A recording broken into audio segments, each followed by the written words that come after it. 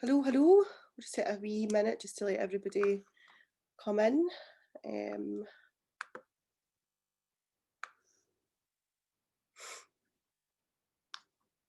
Looks like everybody's just coming in now, so welcome everybody. We're really overwhelmed, Kate and I, by the amount of people that signed up for this webinar today, but it just kind of shows what we're talking about. It's really, really needed, so I'm excited to be here with you. So let me see. I'm going to just share my screen with you. Can I just check you can hear me okay? And see me okay? Somebody just raise a wee hand. Fabulous, thank you. So I am going to share my screen and take you through this. Now, I can't see the chat box as I'm going through this, but Kate, who is our Educational Partnership Manager, is on hand to manage anything that comes up in the chat as we're going through the kind of webinar or Wellinar. So, and if not, there'll be a Q&A at the end as well. So if there's something pressing that you want me directly to answer, then I'll certainly do that. And we are here to support you if anything comes up for you during this time together. So let me just grab a wee screen share here.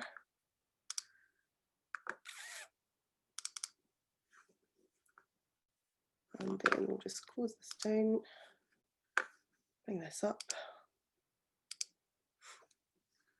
enable that. Great. So just to give you a kind of indication of what we're going to go through today, you know, first of all, welcome and thank you for being here. We ran this, I think, 3 or 4 weeks ago, originally for secondary school teachers, and just primarily because that's where we work in the talking rooms, but actually the demand for the service outwith that for primary school teachers, newly qualified teachers. So that's what we wanted to kind of achieve today. So it's a bit of a kind of mixed audience today, this afternoon. I think between newly qualified teachers is probably a big chunk of it, but also primary and secondary school teachers. So a whole kind of teaching community really. So we're going to go through a wee bit about stress and what glorious stress really is, how it manifests, and also what you can do about it, and how important it is to attend to stress as it arises. And I'll tell you a wee bit about, I'm going to give you some different kind of tools and strategies as we flow through this. It should take about between an hour and 90 minutes. Feel free if you need to jump off. There will be a recording of this. However, I think it's good to just, if you can and you've got the time, kind of chunk it down and just, you know, take the time just now, because this is important. This is about you. And the fact that you're here tells me that this is important to you also.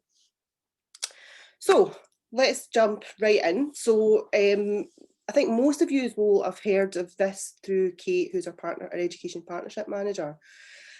So I'm Nicola Ball and I'm the founder of the Talking Rooms. I'm a cognitive behavioural psychotherapist, and I started a private practice in East Kilbride and in Glasgow, working with mostly adults and adolescents with anxiety, depression, low self-esteem. And it became pretty apparent that there was a huge kind of demand for support for adolescents. And in between times I had, you know, my own teenage daughter who was going through kind of some difficulties transitioning into high school. And as much as the school were incredibly supportive, I have to say, there wasn't access to any mental health support. So as a therapist, and you know, I had access to funds to be able to help her, but I started to think about, well, what happens with all the other Mayas in the world? Like, how do they access help? And at the same time, there was a lot of media coverage around waiting lists and, you know, really talking about this crisis that we're in. So I'm going to keep this brief because it's quite a long story, but I really just wanted to kind of sort of tap doors, have conversations with schools and talk to them about the issues that they were facing in terms of their young people, and you know what they really needed in terms of support to really provide something kind of bespoke to the school. So what I was researching and understanding was there was almost like a kind of one size fits all approach. You know, you go in, you have a counsellor, you have 6 sessions, and then that's you off. And that's usually just down to kind of budget kind of restrictions, but it's not always that useful to kind of open something up and then somebody doesn't really get the kind of full work that's needed. So we're all human, we all have different kind of needs. And especially at that age, it's so important to kind of get in front of that stuff. So I developed a kind of platform of counselling and CBT in schools, working with young people in a kind of short, medium or long term basis. So sometimes it was just, 1 or 2, 3 sessions because, they just had something that they couldn't overcome. And then the kind of medium term, working with, low self-esteem, low mood. And then longer term, working with young people that had, been exposed to kind of ACEs and trauma. So really a real kind of what's really at the heart of the talking rooms is really being able to give real-time access to the right support. Because I think that's the important thing to do is to get the right support at the right time rather than just, oh, that'll do. So it's kind of like sticking a plaster on a broken leg, really. Anyway, whilst I was there and, working in the schools and really getting a feel for it. So I'd never worked in schools before. Obviously my internet connection is unstable. I hope it's still there. It still looks like it's recording. So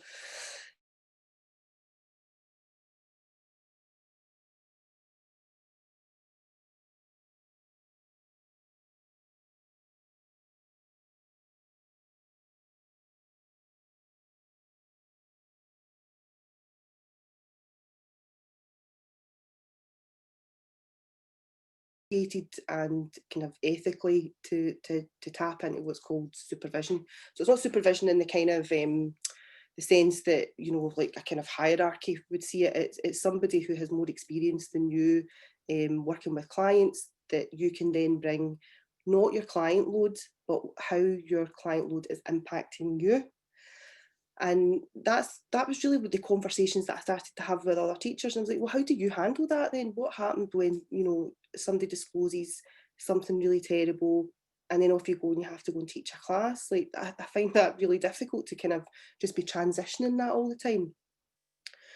So I did start to do a lot more research, and Barnardo's had done a huge big study in 2018 in terms of teachers in Scotland, what kind of support was available, what were the issues really for teachers. And it was almost like, I think what really screamed at me in the report was, it's kind of not all right to be not all right when you're a teacher. So all this work was all carried out before the pandemic. So, add that all into the mix.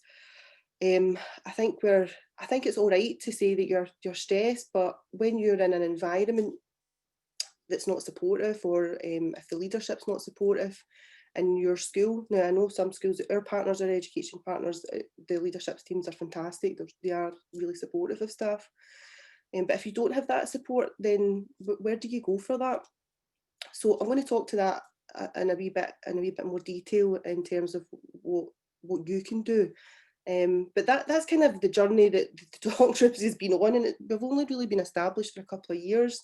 But we work across secondary schools in Glasgow, me and the team, supporting young people and teachers. So the kind of heart and values of the Talking Rooms is real-time access to real-time support for young people, but also for the people that are supporting the young people, so the teachers and the parents. So I think there has to be a kind of real rounded approach to the work that's carried out, and we've had really great success in the work that we've done. I'm really proud of everything that we've achieved, and this feels like the next kind of natural step is to really step into creating a culture of support for teachers. So if you are a newly qualified teacher here tonight, I can't imagine how you must be experiencing this year, because not only are you kind of starting in a new career path, but you're starting it in a pandemic where the world doesn't look like the world used to look. So my observations were prior to the pandemic, so just looking at the kind of the pace and the stress of the job, and then you kind of add in all this other complicated stuff, masks, kind of thought processes about health and, am I going to be safe and well at work whilst learning a new job? So you know, I think that's probably why so many people signed up to be here tonight, because I think I'm talking about something that's very real, and I think it's important to have conversations about things that are really real, and not pretend they're not there, because that's a recipe for disaster if you don't attend to this and attend to you and make sure that you're looked after. I've also mentioned that I was a former stress head. And yeah, you know, before I was a therapist many moons ago, I worked in corporate life. I worked really long hours. You know, I had, you know, two young children, and eventually I just broke, you know, like the stress was just far too much. I didn't know what stress was. I didn't know what anxiety was. I didn't know what I was experiencing was, you know, a kind of call to action from my body saying that's enough. And yeah, so I've kind of made it a bit of a mission over the last 15 years to really understand and help people, you know, not just with mental illness and mental health disorders, but also to help people just manage the day to day. You know, like life is tough sometimes, and just now it can be really tough. So I just like to have really open conversations about normalising this stuff, because it is normal. We are human, and we all experience it. We just don't really talk about it as much. So that's a wee bit of background about us at the Talking Rooms. And Kate, who you'll have heard from, who's on here, is our Education Partnership Manager. So her role is really to work with the people that we've identified as people that we want to work in partnership with. So again, you know, very much not looking for a tick box exercise, right? We've got a counsellor, right? Okay. No, we want to work in partnership to really understand the difficulties in the teaching environment and what's needed, whether that's for staff or whether that's for the young people. So Kate, that's Kate's remit and role, and she'll be here to support you after this presentation as well. There is many more people in the team as well, but we'll just say hello to them. So first question, how heavy is the glass of water? Well, hang on, I'll have a wee drink first. Usually when we're having this discussion kind of face to face, you know, I'll be sort of folding them, but actually terrified to just get a tip it, right? But if you're holding it, so it's not really about the weight of the glass, is it? But it's really about how long you have to hold it for. So if I hold this for a minute, it's not really heavy. But if I hold it for, you know, an hour, I hold it for a day, I hold it for a week, a month, a year, it gets heavier and heavier until eventually I need to put it down. And stress is a bit like that as well, because we're equipped to deal with stress. Some people more so than others, depending on the kind of lives that they've experienced. But we're not designed to deal with ongoing stress all of the time. And when it gets to that point, that's when we kind of have to, something gives. So whether it's your mental health or your physical health, um, and that's why it's really, really important. And I wish I kind of knew this when I was in my 20s, how important it is to take care of yourself. So people hear about self-care all the time. And I used to think self-care was like massages and bubble baths, but you know, it's really, it's even more basic, you know, like it's about making you the number one priority in your life. And people squirm when I say that to them. And the reality is, if you go under, what does it cost you? What does it cost the people that rely on you? You know, your pupils, your colleagues, your family, your friends. You know, so taking care of yourself should be a priority. And there's nothing selfish about looking after yourself. That's the key here. So every day, taking time to put that glass down and make sure you're all right and checking in with yourself. So with that in mind, I always start, this is very CBT, very behavioural therapy, but I think it's always good to just take a minute just to kind of check in with yourself and see how you are actually feeling right now. And listen, what might be amazing is at the end of this presentation, you might feel better. You might feel more relaxed, you might feel less stressed, you might feel exactly the same. But it's good to kind of just check in with yourself. Where are you at? So a good way that I do this is 0 to 10. So 10 being the most stressed you've ever been, you've ever kind of experienced, and 0 being, you know, totally chill, relaxed. somewhere in between there. Give yourself a number, see where you're at right now, base it on how you're feeling right now. You don't need to share this with anybody, you don't need to, bring this into the conversation, this is just for you. But how do you feel? Is work and pressures and society and the pandemic, and is it too much? Do you feel stressed? Do you feel like an 8? Do you feel like a 5? Do you feel like a 4? So everybody's going to be different. So just you take a wee minute just to kind of think about what that number looks like. I would really, really love if you could go just now to menti.com and use this code 8852599, and that's going to create a wee word cloud of, I'm just going to capture a word of how you feel just now. So whether that's stressed or happy or relaxed or depressed, anxious, I really want to get a feel for, as a collective, as we sit here. So how many people are on here just now? There's 73 people here just now, and then it is going to be recorded. So it'd be great to get a feel for what are those kind of core words for you? What are those core feelings just now? Are you feeling apprehensive? Are you feeling nervous?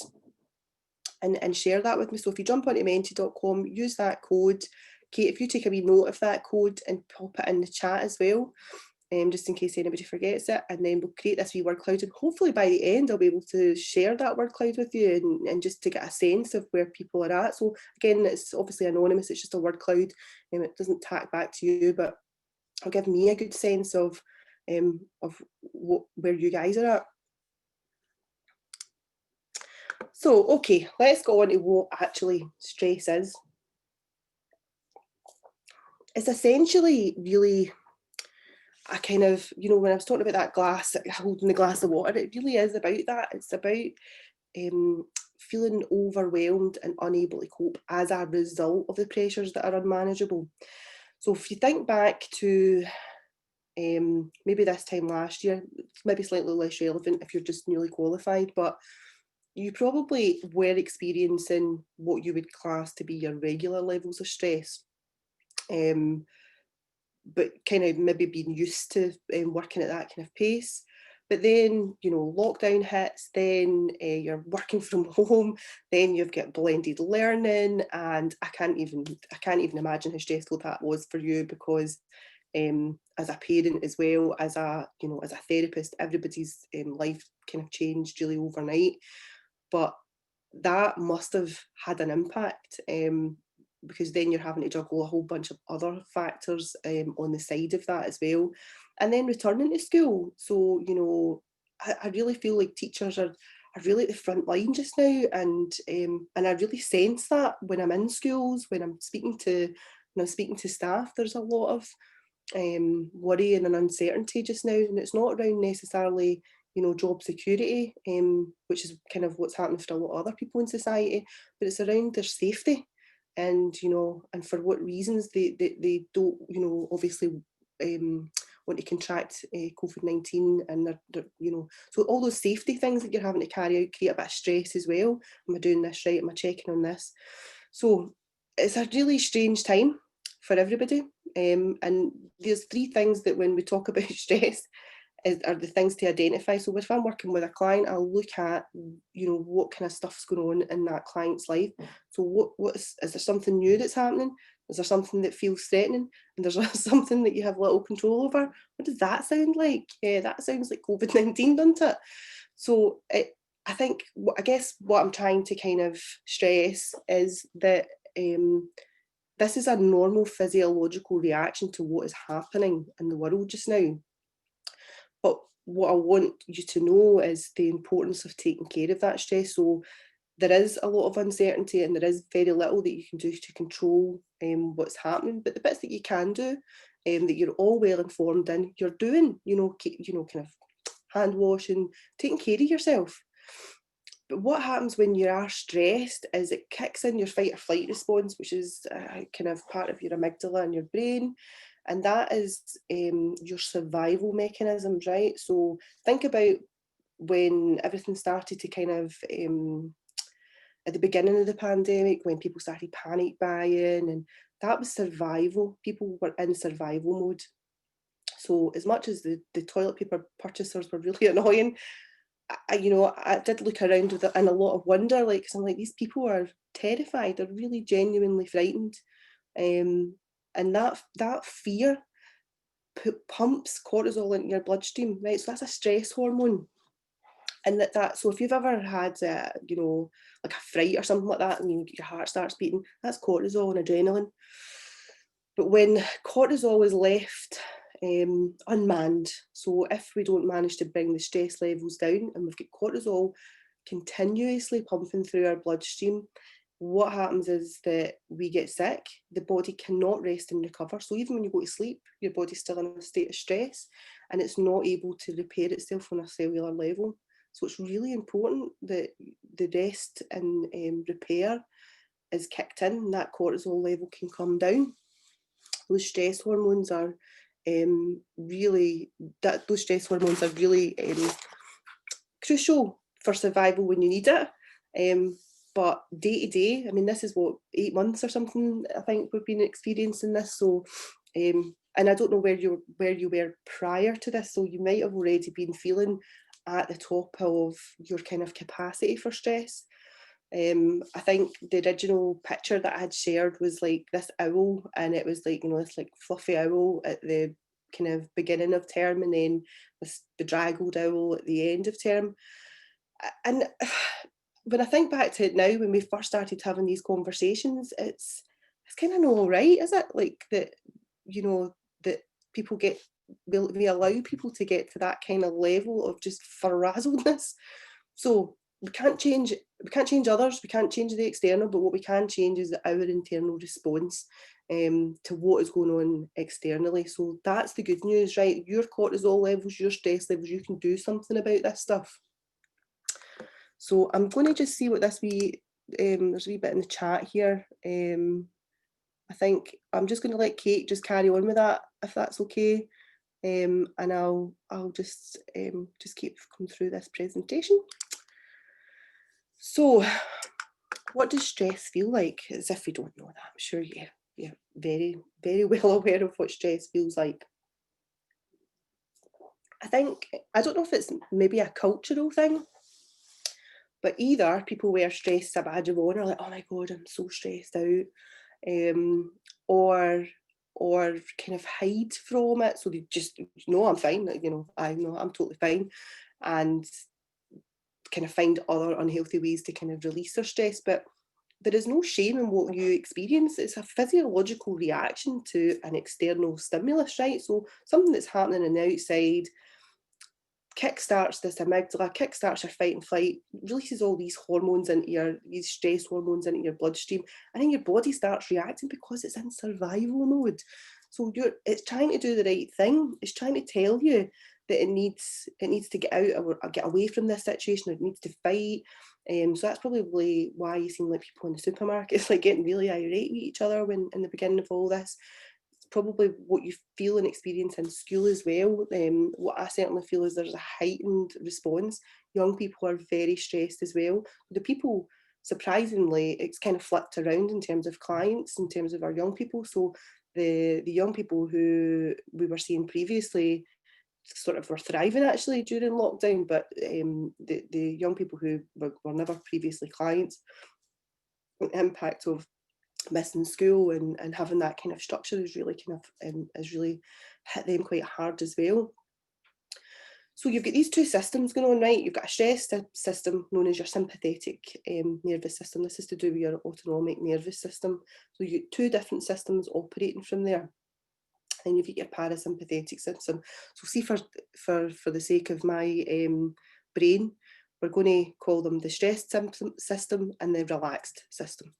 So when you're in a state of stress, remember what I'm saying, this kind of whole cortisol stuff that is pumping through the heart's meeting, there's a good chance that you're also operating like that at kind of all the time and not even aware that that feels different. So, and what I'll task you as we go through this is when you sit still, so if you know somebody like this, that when you sit still and you relax, whether that's to read a book or just to kind of think or to kind of meditate, and you feel really, I need to get out of here and I need to be doing something, That's because you're in a constant state of stress. Your body doesn't know how to relax because cortisol is also highly addictive to the body. So it's it kind of likes running off of that stuff, but it's no good for the body. So the goal is to get you into a state of relaxed. And when we get you into a state of relaxed, everything can just slow down, and then it can start to repair everything in your body. So your body needs to be repairing every single night, repairing on a cellular level. So when we get to that relaxed state, then the body can do its job. So, and we will do a wee bit of this as we go through tonight, but just become aware. You know, some of these concepts might be new to you. Some of these concepts you might be experienced in terms of the sitting still and sitting with it, and that's what meditation is. Essentially, is learning to sit with yourself. And at the beginning of that, it can feel really uncomfortable, and you want to kind of get away from it, and your body's like, oh no, I don't like that. So it takes a bit of work to get into the state of being relaxed, and it takes a bit of consistency to do that. But once you do it, then you start to master your responses to the world, so you're not always held hostage to the stress response. The stress response is keeping you safe. Remember that it's a survival mechanism, but you can also go, do I need that right now? You know, because somebody gave me a funny look, or somebody gave me a bit of negative feedback. That is my life in danger at this point in time? No, right, I probably don't need that level of stress, and I'm going to take some nice deep breaths, and I'm going to kick in this nice relaxed system. So that is the kind of sciencey bit behind what stress is and what it feels like, and the importance of creating these, noticing first of all when we're stressed, and then being able to tackle it and get the system back to relaxed. So how stress affects the body, and this is where I'm really, really passionate about. There's so much research on this, and there's so many amazing, amazingly more qualified than I am speakers in terms of how stress affects the body. Lots and lots of research, lots of long-term research being done. There's an excellent book called The Body Keeps the Score. If you get a chance, read it. And it's to do with trauma, and how trauma in the early years then kind of results in, cancers and all sorts of different kind of diseases. So it's not just mental health, but the physical health. So, the short-term stress is okay, right? We can kind of put up with that. And it's also normal. Like, life isn't, all meditating and peace and harmony, right? Like, things happen and they are stressful, but you're kind of designed to cope with a wee bit of stress. But that's when you'll start noticing things like, maybe having headaches, or feeling fatigued, or not being able to sleep, easy to kind of upset, or feeling irritable, or having a bit of a dicky tummy. That you can kind of cope with that. It's when you start to get into the long term, so you don't attend to that stress, and the situation doesn't change, and that short period of stress becomes a longer term period of stress, then that's when we start to become really concerned. You're talking about things like depression, high blood pressure, heart disease, heart attacks, ulcers, you name it, skin problems, inflammation in the body. Now, this isn't, this is fact, this is evidence.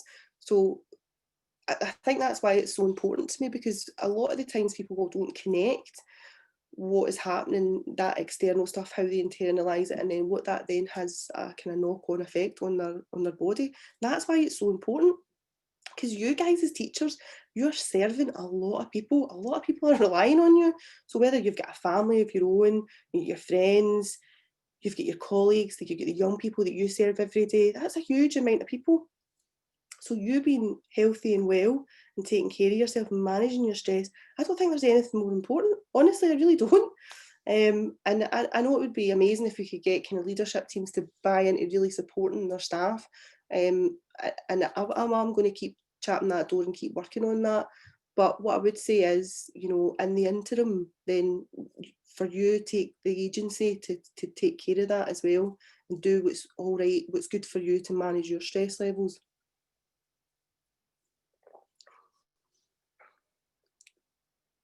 Hope that all makes sense. So the first thing to go genuinely, when people feel stress, is their breathing. So obviously that just happens automatically, right? So it's a wee bit like the fight or flight. It just happens when we get these different messages. You're just breathing. But when you're stressed, it tends to be we sort of kind of come inwards. There's almost like a taking care of ourselves. Our chest is quite closed rather than being open, and we don't breathe deeply. So we're quite shallow here in our breath. What starts to happen when we feel really stressed and that cortisol stuff is pumping through our body is that we become imbalanced in our breath. So, you know, the importance of the oxygen in the blood, breathing out the carbon dioxide. When we're not breathing properly, that balance isn't there, so it doesn't help us to soothe. So sometimes we need like a reset. So you know how like when your computer freezes.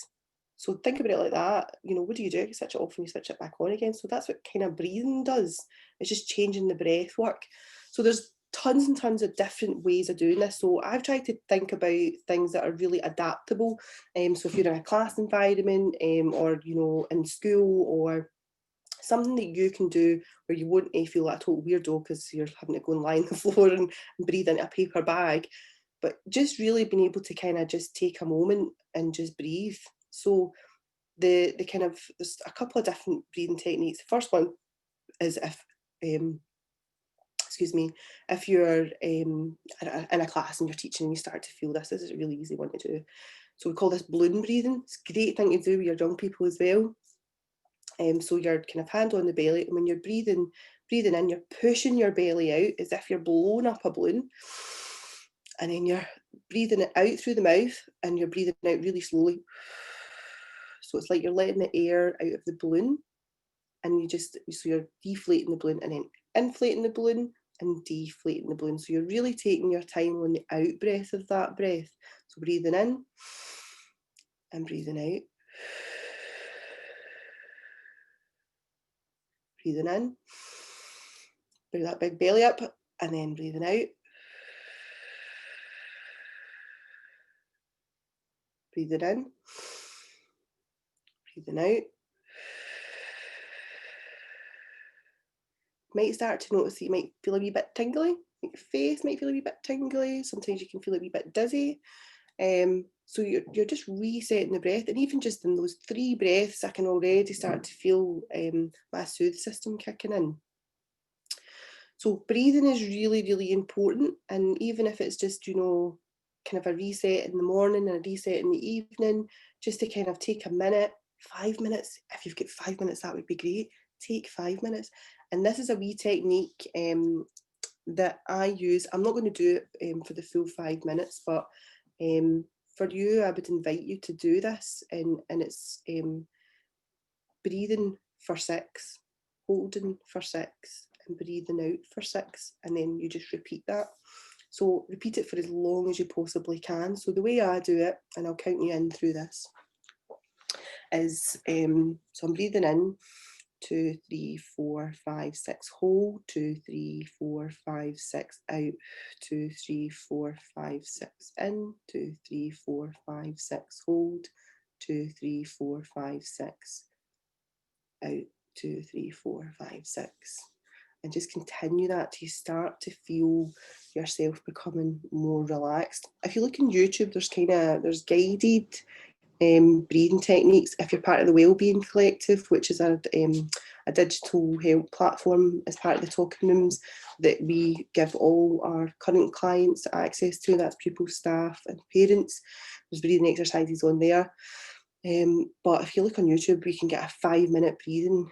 But it's really important just to take some time just to take those breaths, because that's you resetting that parasympathetic system, right? So there's something biologically can get changed here, and that brings those stress levels down. So it sounds so simple, doesn't it? What? Just breathing? Aye, just breathing. But doing it consistently will really, really help foster a better relationship with yourself. It will help foster a better relationship with your health. And it's taking that 5 minutes for yourself should be okay, shouldn't it? We should be able to find 5 minutes in our day for ourselves just to take a wee bit of time just to breathe. So I invite you to kind of take some time to really figure out something that works for you in terms of just that breathing. Just deep breathing makes all the difference, to be honest. So that's a wee bit on breathing. Oh. So let's talk a wee bit about the causes of stress. So again, these are the kind of three main factors generally that will kind of spike your cortisol, will create stress in your system. Work stress, life stress, and then psychological stress. So as a therapist, I work across all three of these, but obviously the psychological stress is usually what brings people to me. But they are all interconnected, and I don't think there has ever been a time where all these factors are probably very much up in the air for pretty much everybody. So I think all the top causes of stress are all happening at once. So that's why there is a kind of, it certainly does feel like a pressure pot for some people. So let's talk about work stress, right? So, you know, we touched upon kind of that transition to working and teaching online and potentially having to create blended learning, and that must have been really difficult. If you're a newly qualified teacher as well, without having that kind of structure, I wonder what that was like for you to teach, with the kind of thought that that might return, or I think it's important to attend to heavy workloads as well. So, you know, and having too much responsibility. So sometimes, you know, when you're in a team and there's a lot of stuff to do, then it's like, yeah, no problem, I'll do that, yep, let me grab that. But you have to be mindful of what's okay for you. It's not your duty to do every piece of work for everybody. So it's do what you need to do, but also, you know, work collaboratively, see if you can support each other. But sometimes that stress can be too much. We don't realise sometimes until we've got to having too much. Working long hours again. You know, culturally, I think we can be quite conscious of how we kind of how much we work. And I think teachers, wow, I mean, guys work hard, work long hours, and I don't think people realise that. I don't think I realised that. Just how much work is involved, you know, and not only just that kind of work day when you're directly working with the young people, but the stuff that's on the other side of that, on both sides, and the just the pace of it.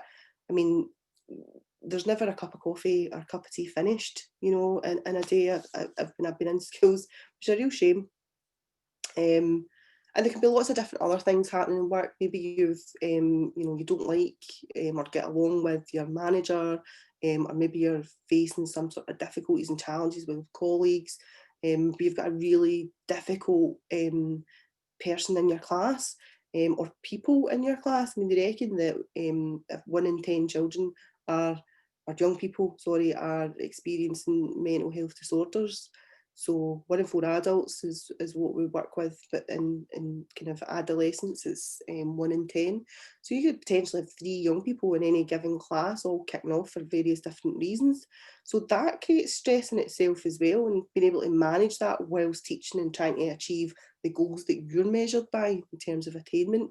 So work can be pretty stressful, I would imagine. And then throw into that some life stress. So, you know, again, these are all normal things. They're things that happen in life. It doesn't make them any easier though.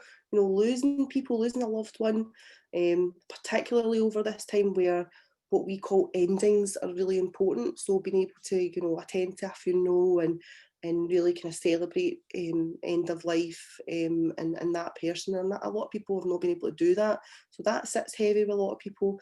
There's been a lot of difficulties in relationships in terms of divorce, or violence, job insecurities, and then some things that are positive, like getting married or moving to a new home, but it doesn't. They're still stressful things as well. Chronic illnesses or injuries, and also concerns and worries around, you know, will this COVID-19 impact me because I have X, Y, and Z? Other emotional kind of problems, you might have already been experiencing things, you know, difficulties with anxiety or low self-esteem or depression, having to take care of family members, or other traumatic events, you know, natural disasters, death, rape, violence against you or somebody you love. So life can be pretty stressful, and you know, I think there was, as I say, this kind of melting pot that's happened with lockdown. A lot of these things were you know, one big stressor almost, rather than these three separate stressors, because it was just all happening in one go. Um, and then psychological stress. So fear and uncertainty is what is kind of the bread and butter of what we deal with as a team. And that fear and uncertainty. So COVID-19 arrived. Fear and uncertainty has always been a thing, but when COVID-19 arrived, the level of fear and uncertainty was just almost unmanageable for people, unable to cope. And things like the media drive that, you know, social media, the news. So I don't watch the news because it does create fear and uncertainty, and creating fear and uncertainty isn't useful. So when your brain is sort of taking in information, when it's hearing these things, it can't determine whether that's real or imagined. So when you're in your thought process of what if, well, what if I get it, and then what if that young person's gave that to me, and then, you know, and then I give it to my elderly mother, and blah blah blah, right? So that's kind of catastrophizing thinking, but it's very easy to get into that headspace. So fear and uncertainty is something we can manage. And you know, also financial, like worrying about, you know, am I going to have enough money? You know, maybe not necessarily for teachers, but maybe your partners might have lost jobs, or friends or family members. There can be fear and uncertainty around that. And I would say the big thing for you guys, there's been a lot of uncertainty around what this looks like going forward. So when the tiers came out, it was like schools are open, schools are open, schools are open. Okay, so regardless of how bad this gets, the schools are staying open, and that must feel quite fearful and very uncertain in terms of, well, how will I be in that situation? The schools are staying open, but how will I be about that? How will I feel about that? I touched on the ability to cope with stress, and it is individual. Everybody's different. So, you know, some people can cope with lots of stress, and some people can only cope with one wee tiny thing, and then anything else just tips them over the edge. We're all different. It doesn't mean that somebody's stronger than you and you're weaker than them. It's got nothing to do with that. It's to do with just your life, and the experiences that you've had. Tends to be people who have had really difficult lives can cope with quite a lot of stress, because they've had to. And people that haven't been maybe as exposed to some of the kind of life and work difficulties, then the new levels of stress emerge. So, but it's all right. Like, you're just human, and we're all in different parts of the kind of the journey. So it's about supporting each other. Unrealistic expectations in terms of, I need to get this, and I see this a lot in teachers actually. You know, you are all amazing people, like what you do in terms of your passion for working with young people, and really empowering them with the knowledge. But God, you give yourself a really hard time. You really do. And I sit in all these kind of different forums, and I see, you know, how hard you're working, and how much pressure you're putting yourself to still deliver everything that and more that's required. But sometimes, again, that can create that internal stress for you. So, you know, do you need to do all of that all the time? And then a lot of things in terms of psychological stress are to do with your attitudes and perceptions. Now, they come from kind of deep rooted stuff, right? But some people will sweat the small stuff, and that's what we call disturbing yourself. So, you know, when somebody says something to you, and then it's in here, and then it's whirring about in the hamster wheel for a while. And that, we're all different. We've all got different attitudes. We've all got different perceptions. And the work that I do, again, with young people and with others, is really about understanding what your attitudes and perceptions are, but also how useful they are. Do they serve you, or do they cause you to disturb yourself? So some stuff that we think in our minds is not always useful. Just because it's there doesn't make it true either. So that's the kind of three major kind of stressors. So I'm going to touch on a wee bit about CBT, and again, I only add this in because people have various different kind of levels of knowledge, and it's quite a mixed audience, as I said tonight. So how we work is in CBT is that the thoughts and feelings and ultimately the behaviours are all interconnected. So when we think about stress, we think about so here's the external environment, so COVID-19, in school, you're working, and then something might happen. And then what do you think about that, something that might happen? What feeling does it create for you? And then that might ultimately change your behaviour. And the behaviour, so this is the same for when we're working with young people. So for example, when you're working with, a young person who presents as really angry all the time, you get straight into the thoughts, like, what is it they think? So he's disrespected me. What does that mean about you if somebody's disrespected you? And you can go into lots of different levels here. So when we talk about the models of stress, it's really important to kind of understand how we think affects how we feel and affects how we behave and how we are in the world and how we interact with other people.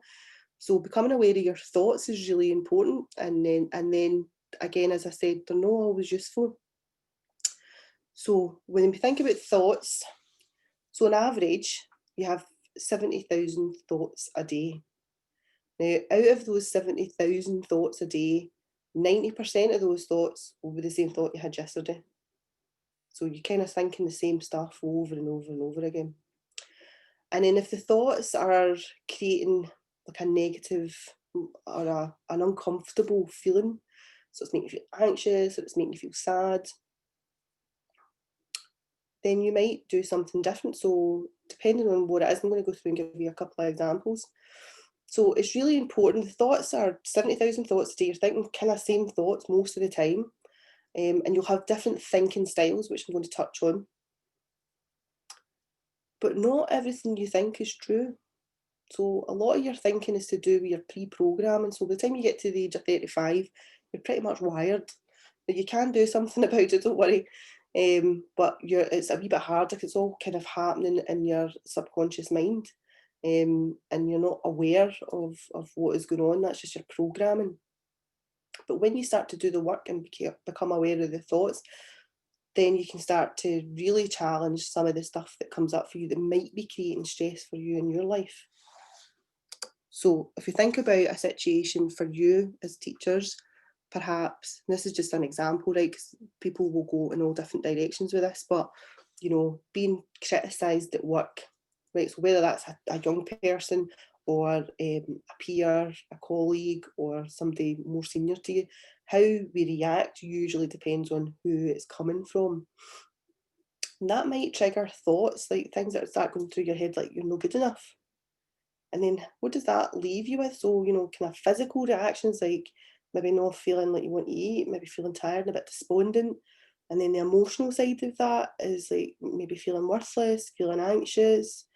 And then the resulting behaviour can be a number of things. So it can be avoiding contact with others. It can also go into overcompensation, where if you think that you're not good enough, that you're constantly trying to prove that you are, that's exhausting and that just creates stress as well. So it's really important to kind of get a good understanding for yourself what stuff you think about. As another example, someone bumped into the supermarket. I actually put this in at the beginning of the kind of lockdown because supermarkets were highly stressful, very toxic places to be at that point. But it's really about what we interpret, what meaning do we make of the situation and what somebody says, because we're not mind readers, we don't know what other people are thinking, but well, maybe some people are, but general population are not mind readers. But we make appraisals, we make interpretations of what other people are doing and what that means about us. So if somebody bumps into you, they did that on purpose, they don't respect me, and then that behaviour might be shouting at them and telling them to watch where they're going. So you've probably seen that in supermarkets.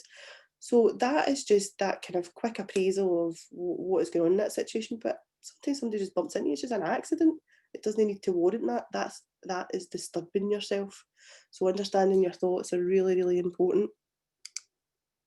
So what we're going to do now is a lovely little progressive muscle relaxation. This is And the reason I'm going to do this, I'm going to talk you through before we get started on this. So spoke a wee bit about breathing. We've spoke about the importance of kind of being able to kickstart our kind of soothe system to help our bodies rest and recover. What I would say is when you're stressed and you don't know it, you'll feel it in this exercise, right? So if I am stressed, I feel it here in my shoulders, like my shoulders are really tight.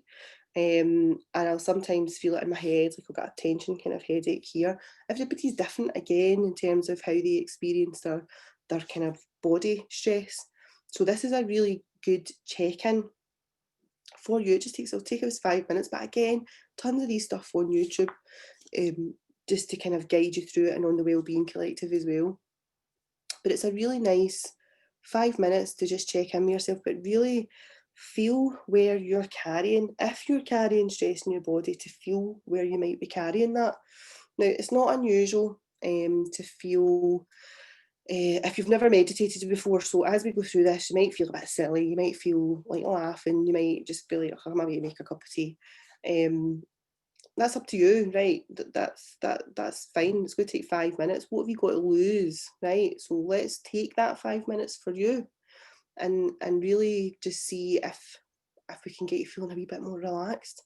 So this is, as we go through it, I'm going to talk you through the kind of the technique, and if you've got any kind of muscle issues, any kind of like pain in your muscles, or like strains, or you've had surgery and that, obviously be careful with what you're doing. Don't strain the muscle as we go through, because basically the exercises, we're going to be tightening muscle by muscle and then releasing that muscle. So if you've got a painful part of your body, don't tense so hard on that part. Okay, so I'm just going to grab a wee quick drink here.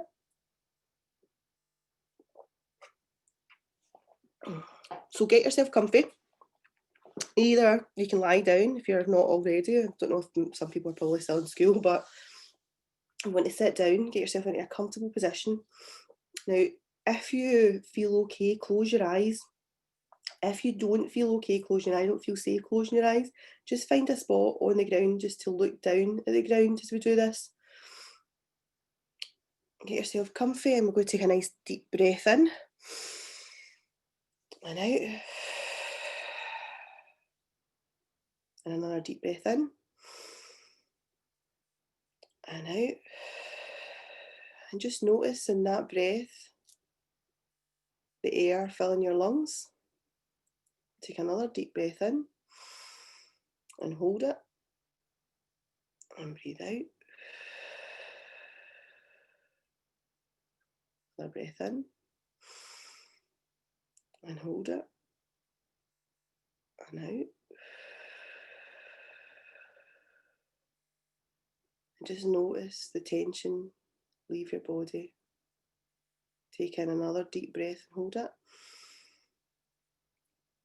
And slowly release the breath.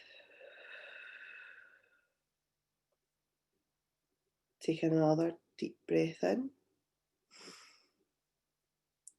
Let it fill your lungs. Hold. Slowly release the breath. And imagine the feeling of tension leaving your body. Move your attention to your feet. Begin to tense your feet by curling your toes and the arch of your foot. So squashing your toes like this round. And hold on to that tension. Just curl them together for 5, 4, 3, 2, 1. And release the tension in your feet. And notice the feeling, the new feeling of relaxation. Next, begin to focus on your lower leg. Tense the muscles in your calves. Hold them tightly and pay attention to the feeling of tension for 5, 4, 3, 2, 1. And release the tension from your lower legs. Again, noticing the feeling of relaxation. Just remembering to continue taking deep breaths.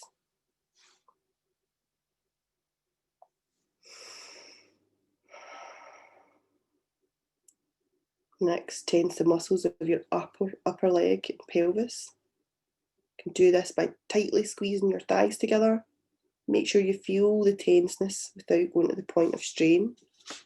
For 5, 4, 3, 2, 1, and release. Feel the tension leave your muscles. Begin to tense your stomach and your chest, and do this by sucking in your stomach, squeeze harder and hold tension. Do it a wee bit longer. 5, 4, 3, 2, 1, and release the tension. Allow your body to go limp. Let yourself notice the feeling of relaxation. Continue taking deep breaths. Breathe in slowly. Notice the air fill your lungs and hold. Release the air slowly, feeling it leave in your lungs.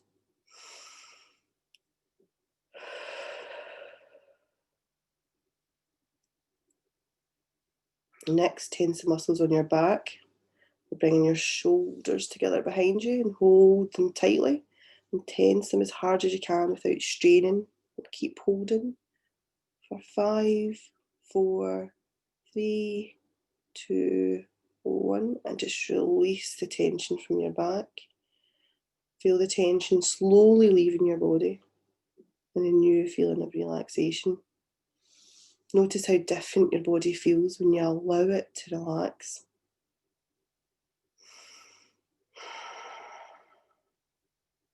Tense your arms all the way from your hands to your shoulders. Make a fist. Squeeze all the way up to your arms. Hold it for 5, 4, 3, 2, 1, and release the tension from your arms and shoulders. Notice the feeling of relaxation in your fingers, hands, arms, and shoulders. Notice how your arms feel limp and at ease. Now just move up to your neck and your head. You're going to tense your face and your neck by distorting the muscles around your eyes and your mouth. You're kind of squeezing them together. For 5, 4, 3, 2, 1. Release the tension, and again notice the new feeling of relaxation. And then finally, we're going to tense the entire body. So we're going to tense the feet, the calves, the legs, the stomach, the chest, the arms, the neck, the face. Not straining, but just hold the tension. The whole body for 5, 4, 3, 2, 1. And now release. And allow your whole body to go limp. Pay attention to the feeling of relaxation and how different it is from the feeling of tension. Just when you're ready, begin to wake up your body by slowly moving your muscles about, your arms and your legs a wee shake. Stretch your muscles out and then just open your eyes when you're ready. I hope we're feeling nice and relaxed now. Actually really enjoyed that. My shoulders were a wee bit tense. So how are you feeling now? So when we did that 0 to 10 at the beginning of this, let's do another check-in and see where you're at. As you know, we've only done 2 wee short exercises in terms of breathing and the muscle relaxation, but are you noticing your stress levels coming down? Are you noticing that number changing? That would be really, really good to see as well. Even if you put that in the chat, if you're happy to share, if you're noticing anything different happening there. And again, as I said, these are widely available, but that took 5 minutes. But do you feel a difference between the tension and being able to create relaxation in your body? Again, if you're new to this, you might have found that quite an uncomfortable experience. Stick with it, right? Because this does get easier and it's more enjoyable as time goes on. So let's have a wee look at what we've got next. Oh, we're not going to do that. So what happens when we've got stress and we don't attend to it? So we don't do this stuff to look after it. Well, we tend to find what are called unhelpful coping strategies. So things to help alleviate the stress, to kind of bring us down, that might work in the short term, but don't actually work in the long term.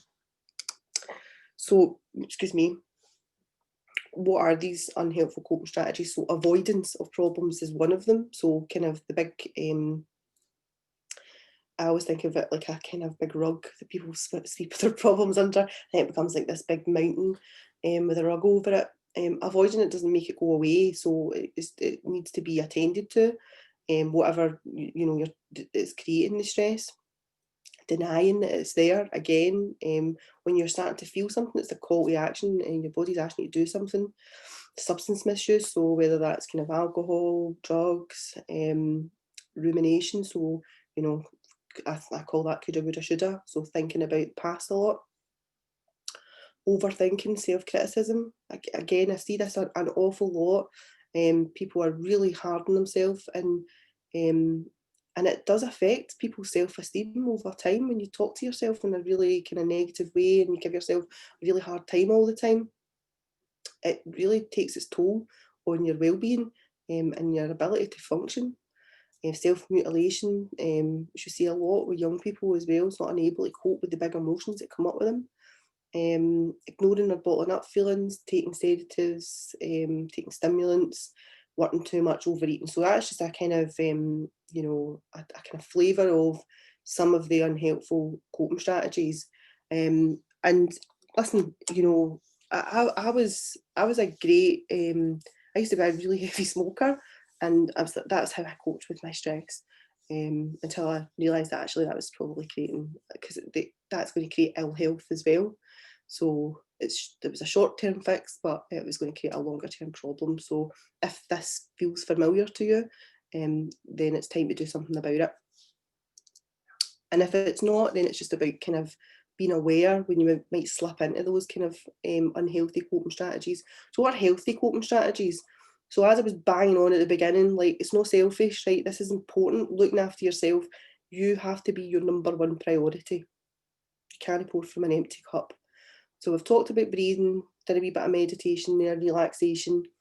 I'm going to talk a wee bit about some of the kind of psychological strategies that we use. So a bit thought challenging, facts and opinions, and some tools, stop and base, that should help you. So I mentioned when I was talking about the kind of thoughts and the thought processes, so that these 70,000 thoughts a day tends to be that we think relatively consistently. So you hear it a lot just now. So people are in catastrophizing, magnification mode. So absolutely thinking of the worst case scenarios here. And again, when I've never been in a global pandemic before, but if I was in a catastrophic kind of thought process, absolutely, like, that would really disturb me. I'd start to get really concerned about, is the Tottenham still going to, are we going to be able to support the staff? Are we going to be able to look after each other? We're going to be able to serve clients. But I can challenge those thoughts. And when you go through these different kind of thinking styles in detail, people to go, oh, yeah, that's me, mental filtering. So, not taking on the good feedback, but only, so somebody says 99 positive things to you and one negative, that's the bit that you take. Jumping to conclusions, so that's the fortune telling part of it, like mind reading. Remember, I'm saying we can't read other people's minds, but we make assumptions about what other people, what they say and do and what that means. Taking things, personal, making it about you, or black and white thinking, which is really quite can be quite damaging as well, because it's either here or here. There is no middle ground. So that can create a lot of disturbance in terms of how you're functioning. So it's really important, as I don't know where you are in your own kind of developmental journeys, but these are really important tools and strategies to understand about yourself. Once you understand these things about yourself, it helps you to be not just a better teacher, but a better human, a better partner, a better parent, a better friend, because we can identify these things about ourselves, but we can also identify them about others and help them.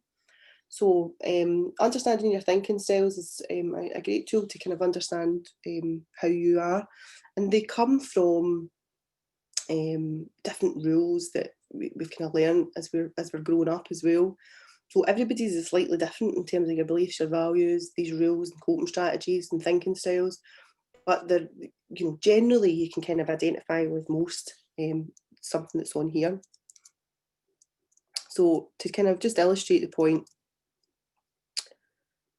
we use this usually and do this as a kind of as a group exercise, but we usually put a picture of a clown up and ask people to kind of shout things out, what comes into their mind about the clown. So usually they'll say things like, "Oh, scary." So is that a fact or an opinion? So that thought that came into your head there, he's scary. Is it a fact or opinion? It's an opinion, it's a personal view. Doesn't make it fact. The only thoughts that you really want to be working with is the factual ones, not the opinion-based ones, because they're the ones that can steer you down the wrong road. So you're looking for evidence to support. So I don't know that he's bad, sad. I don't know what this clown is. I just know he looks like a clown. So that's the fact part is the head. When we get into opinion, we're driving from the heart. So that's kind of, you could argue the point about whether this clown is scary or not. But what we couldn't argue the point is he's got a red nose. It's a fact. So when you start to become aware of what you're thinking about, one of those 70,000 thoughts a day, particularly things that maybe are starting to disturb you, then this is a really good tool to use, is really start to identify, is this a fact? Is this an actual fact? Or is it an opinion? And if it's an opinion, what does it serve you? What does the thought give you?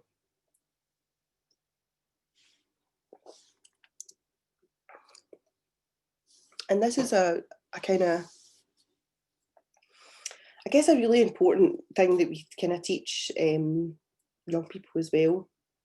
But there's something in being able to take control. So, that when we were talking about stress earlier, really what I'm trying to teach you is how to take control of your emotions in the space that we're in.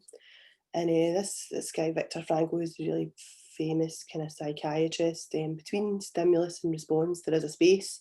In that space lies our freedom to choose our response, and our response lies our growth and our freedom. So it's kind of basically about not being a victim to your environment and not being reactive. And I found this quote earlier today, and it's on equanimity, and it's by Deepak Chopra. Don't know if you know him, but he's an amazing guy. And he says equanimity is about finding a way to be okay even when nothing else is, allowing us to experience peace in stressful situations. As Deepak says, in the midst of movement and chaos, keep stillness inside of you. Meditation gives us the tools to teach this state of balance. When we practice detachment, we gain perspective that allows us to act with intention rather than react out of impulse, a crucial skill in times like these. And I guess that's why I wanted to do these presentations, is, to be able to help and support teachers, but also to provide tools that will help you help your young people that you work with as well, because creating that space to just pause, reflect, helps you take back your control and disturb you a wee bit less in life. So another wee tool that you can use when you're kind of becoming a wee bit aware, so as you notice that stress level kind of spiking, that cortisol start to pump, pause. And so I visualise this as a big red stop sign in my mind. So it's about stopping, pause, take that breath, notice the breath. So do the 6, 6, 6, 6 breaths in, hold for 6, 6 breaths out, and repeat until you can feel yourself feeling calm. And then you want to start observing the thoughts. So it's almost like you're looking in on your thoughts, like, what am I thinking about just now? Where is the focus of my attention? What am I reacting to? What is happening in my body? And pull back once you've identified that and have a wee look at it. And so don't believe everything you think. As I said, it's not always factual. What's the bigger picture? Is there another way of looking at this situation? What advice would I give a friend? What would a trusted friend say to me? Is this fact or opinion? And what's another way of looking at this? What's another reasonable explanation? And I love this one. how important is this? Will this matter in 6 months' time? Sometimes we get so consumed in what's happening right now, but actually nobody's going to give a shit about it in 6 months. You're definitely not. So I'm not talking about the pandemic, but certain things that kind of trigger us and really kind of upset our mood and our day might not really be that important. So it's just about, is this important? Do I need to attend to it? And then practice. So what's the best thing to do right now? What's the most helpful thing for me? So that might be, working with colleagues, getting a bit of leadership support, might be coming into therapy, it might be getting, one-to-one support or a wee bit of group support. But I think it's always, are you in alignment to yourself? Does this fit with your values? Can I focus my attention right now? And what will be effective and appropriate for me to do? So it just gives you a wee bit of pause for thought, really, to kind of look at the stuff that creates stress and how you kind of manage that. And obviously there's a lot more kind of in-depth stuff to this, but I'm just trying to give you kind of wee super kind of almost superficial tools at this point of your understanding, and to help you just kind of navigate, because I think you've got enough to do than start going through a big psychological development. So if you just remember to breathe, pause, reflect and observe, that will help you, drastically help you. And this is something, base is the tool, right? So this is really, oh God, it's so important. And again, we don't really talk about this, how to kind of manage the happy hormones, right? So you need serotonin, dopamine, oxytocin, and endorphins, right? They're the good stuff that keeps you feeling balanced. And when you feel imbalanced, there is usually something happening here. And we have to do certain things in order for the brain to produce these chemicals to help us feel happy. So if we do something that gives us, a sense of achievement, we get a dopamine reward. If we do something purposeful, we get a serotonin reward. If we connect with other people, we get an oxytocin reward. And if we do exercise, we get an endorphin reward. The basic kind of foundation of that is, exercise, eating well, drinking water and rest. But that achievement, that purposeful activity and that connection, that's why so many people struggled during lockdown, because connection was removed. So that oxytocin wasn't really getting produced. So we're all clamming and trying to find ways to connect, like Zoom meetings and all this kind of stuff. That's important to people's happiness. Serotonin is what people take. That's what's in antidepressants. And many a time, some people will need serotonin, the brain just won't produce enough regardless of how much stuff that you do. But I'm not bashing by any stretch of the imagination, pills or medication, they have their place. But for me, it's about stabilising mood. So what do we do that gives us a sense of achievement and gives us a sense of purpose? Particularly when people are depressed, they're not really engaging in activity that gives them a sense of achievement and purpose. And this also goes for young people. So when we're working with young people, the low mood, a lot of the time is lots of time spent on phones, not connecting with actual human beings, just connecting on phones, not engaging in activity that's either fun or pleasurable, or connects them or gives them a sense of achievement in terms of their works and their studies. That's all important stuff to get your happy chemicals going, and doing it consistently is how you feel balanced. So when people feel stressed, some of this stuff goes right out the window. So, forgetting to kind of eat well, sleep well, rest, doing stuff that you just like doing, like stuff that feels like fun. Life shouldn't be just such a chore all the time. You should have pleasure. So you're really ultimately looking to feel good, aren't you? Right. So, what drives you? What do you enjoy doing? Do more of it. Do more of it. Don't do less of it. Do more of it when things are stressful. Your work gives you a sense of achievement, but what other things have you got going on that helps you connect and something that gives you pleasure? So don't let these things fall by the wayside, because they're just as important as the work stuff. So we're going to do our last meditation of tonight, and this is one of my favourite meditations. This is called Safe Place. And I like doing this with teachers as well, because a lot of the time we get exposed to young people who don't have a safe place, and actually that can really weigh heavy on your heart when you're working with people, to know what their home life situation might be like, and to know the difficulties that they're facing. This is a tool that we use with young people, because you might not be able to create a safe place for them, but in here we can always create a safe place, and that can be yours. You can take that wherever you go.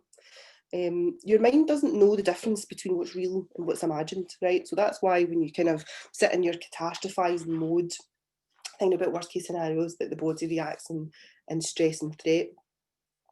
But the opposite can be true as well. So if we imagine something really relaxing, something really safe, something really calm, that also brings the body into a kind of state of soothe as well. So this is a lovely wee meditation for exactly that. Again, this will just take a wee 5 minutes. It's a really nice meditation.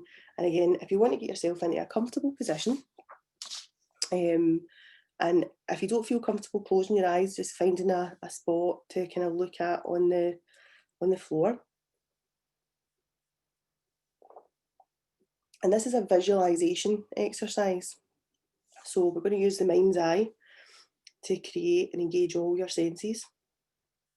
And if you notice as we're doing it, any difficulty coming up with the visuals, that's okay. Not everybody's visual. So just sit with it and see what happens. And if you notice negative kind of thoughts or images that pop into your mind, just put them to the side and just see what comes up for you. So this is your safe place.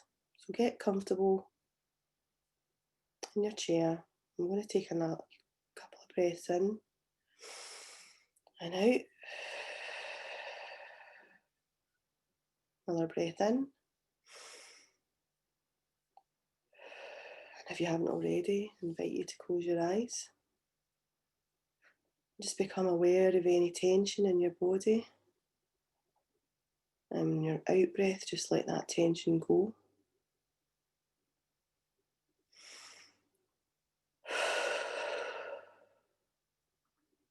I want you to imagine a place where you can feel calm, peaceful, and safe.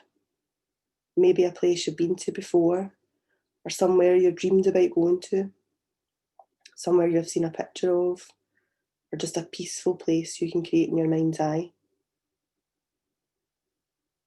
You look around that place. Notice the colours. Notice the shapes. What else do you notice?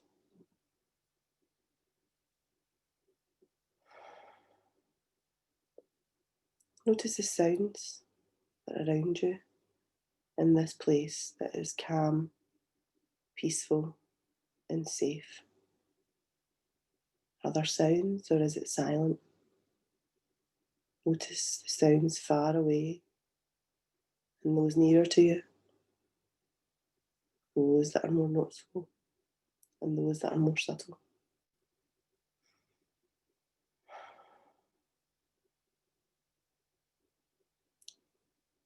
Notice any smells.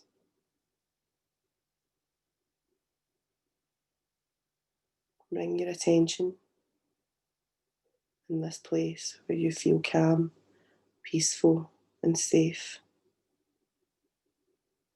Notice any skin sensations, the earth beneath you, or whatever is supporting you in that place. Notice the temperature, any movement of air, and anything else you can touch. Just notice the pleasant physical sensations in your body whilst you enjoy this safe place. Whilst you're here in this calm, peaceful, and safe place, you might choose to give it a name, either one word or a phrase that you can use to bring that image back anytime you need to. You can choose to linger here for a while, just enjoying the peacefulness and serenity. You can leave whenever you want, just by opening your eyes and being aware of where you are now, bringing yourself back to alertness in the here and now.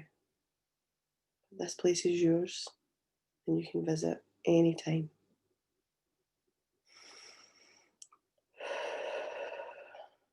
Just when you're ready, bring yourself back into the here and now. And again, I'd invite you, I hope everybody's still awake, I'd invite you to check in with yourself again on that number, so that 0 to 10 number. So you've done your breathing, you've done a progressive muscle relaxation, you've checked in there, now we've done safe place. See if there's any difference to that. So these are tiny wee exercises that we're doing. Are you noticing any kind of state of relaxation coming? And I would really love that feedback to know if there's something you're struggling with as well. There's another meditation. I'm not going to do it because I'm kind of running a wee bit short in time tonight, but again, look up YouTube. There's loads of stuff. If you're not on the Wellbeing Collective, then there is tons of this stuff for free. But this is a lovely meditation, the love and kindness meditation. It's really, really life-changing for some people, and it's really about being kind to yourself and to others. That pain is inevitable, so that's part of life. Like, life is painful, but the suffering part of it is optional. So that short-term stress versus that long-term stress. But when you're in a state of loving kindness, which is a positive emotional state, you can't be in a negative state. You can't be in both at the same time. So I would say if you feel really, really angry or really depressed, go do this meditation. This will really help you. It creates a really nice feeling of love within yourself, but it also sort of gives you a breather from the negative emotional stuff. So I absolutely invite you to go and try that out. Oh, well, I was nearly playing it there.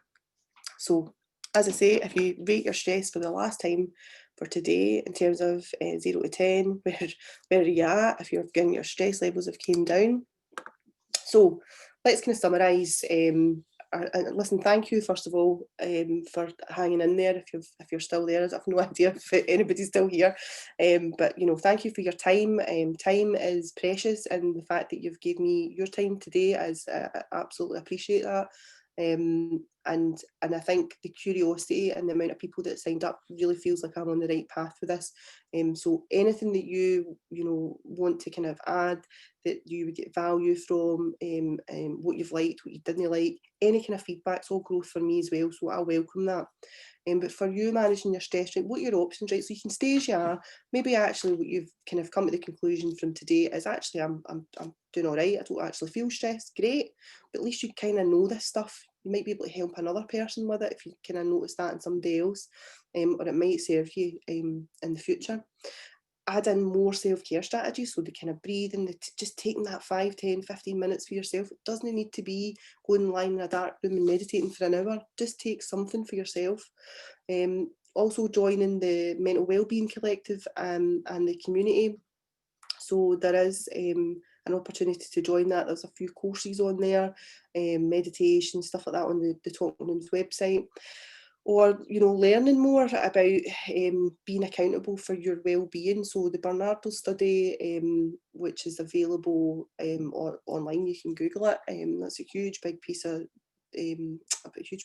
research in terms of how teachers are impacting this before the pandemic. There's a kind of a abbreviated version of that on the website under schools as well, if you're interested in getting to know a wee bit about you are not alone in how you feel, and many people feel the same way. So one of the things that I wanted to share with you is something else that we're doing in terms of trying to support teachers.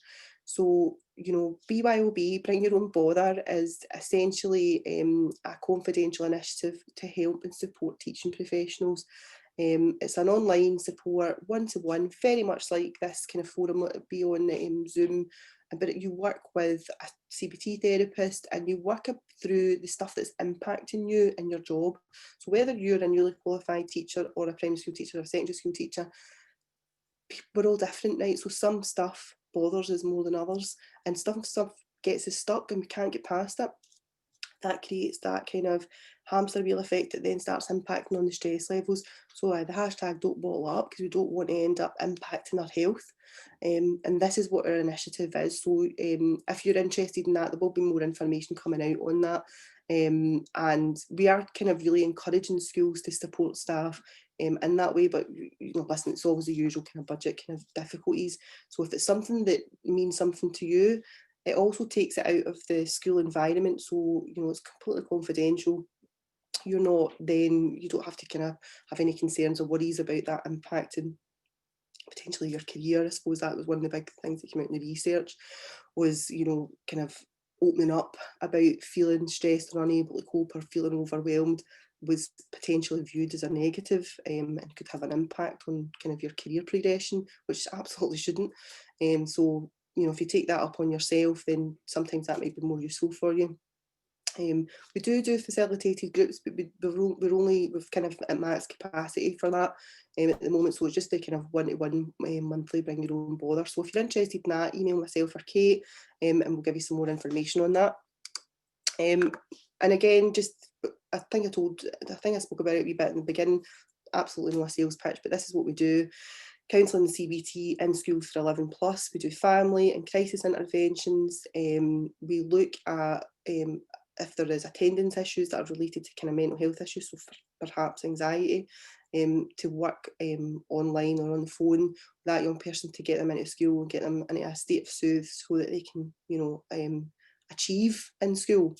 We also do group work, which is a wee bit on hold at the moment, but we do 3 tiers of group work, from mental wellbeing from 1st to 6th year, to resilience, and then to specialised group work in terms of self-esteem, depression, low mood, all that kind of stuff. So we do really good work in group work, and we do obviously BYOB, this teacher support. And as I said, Kate's your lady for if you want to talk about becoming to work in partnership with the Talking Rooms, and see if that's something that we can work with either you as a teacher or work with you across your school. So anyway, that sort of brings this evening's Wellinar. Oh, I'm getting good at this, Kate, like just under 90 minutes. Brings tonight's Wellinar to a conclusion. So I'm just going to jump off the share here. And oh, there's lots of stuff here. Okay, so oh God, there's still some people here. That's fantastic. Well, thank you for hanging out there.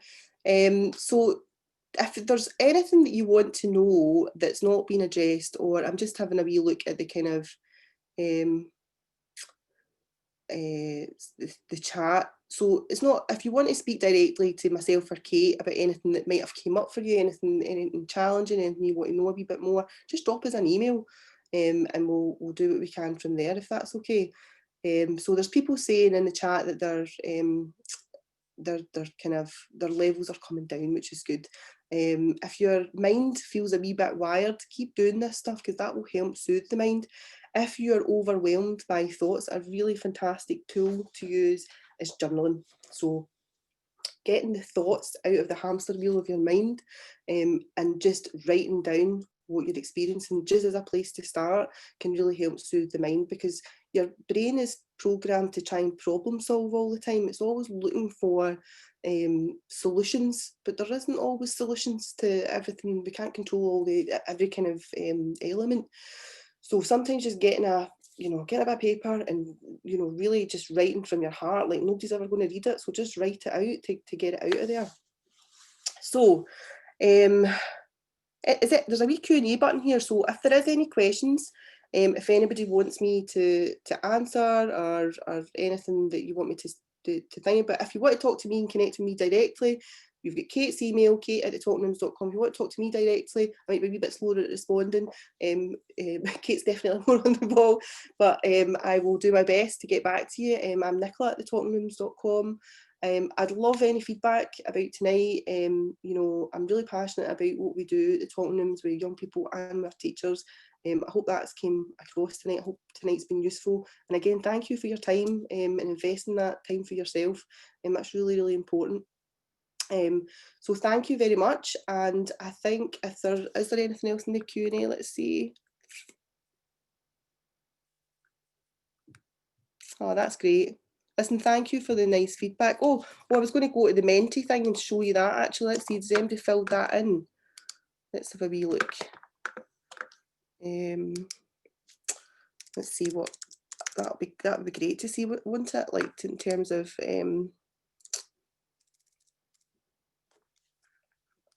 about that.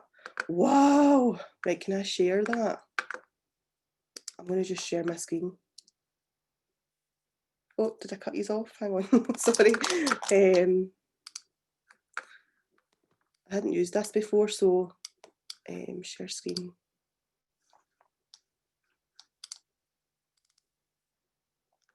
So you can see that overwhelmed is like at the center of the beat of there, exhausted, anxious. Oh wow, like that's I'm so glad I did that exercise now, just to kind of really get a flavour for where you're at. Very stressed and anxious, depressed, under pressure, overloaded. People need to listen to this, guys. You know, like this is real. This is real life. This is your lives. I hope tonight has went some way to try and alleviate some of that pressure, and the weight that you're carrying on your shoulders. And thank you for doing that. It was a really useful piece of work to do there. Really useful. And I wonder also if you feel a wee bit less alone, to know that other people in your profession feel exactly the same way. So you're not alone, and we're all here to help each other. Okay, so let's see. I think there'll be Kate's going to send out another email. Kate's going to send out, so there'll be a wee follow-up email just to kind of summarise. I think some people dropped off, so and I know time's an issue, and it's a kind of difficult time. People try to get things done at this time of night. So I will leave you to go and hopefully have a nice meal, have a really good self-care night tonight, sleep well, rest well, and tomorrow is another day. And if you need anything, you know where we are, and you take good care of yourselves, okay? And I'm just going to top this off if there's no more other questions. So welcome everybody. Thank you. Thanks for the lovely feedback. Really appreciate it. Oh, I'll just sit in here for the thank yous for a minute. That's great. Oh, I'm really glad. I'm really glad. It's always useful to get a wee bit of feedback just to see if it has been useful. So lovely. Thank you. And lovely to meet you all. Maybe we'll see each other in person one day. Okay, lovely. Thank you so much, everybody. Drop an email if you need to, and have a good evening. Thank you. Bye.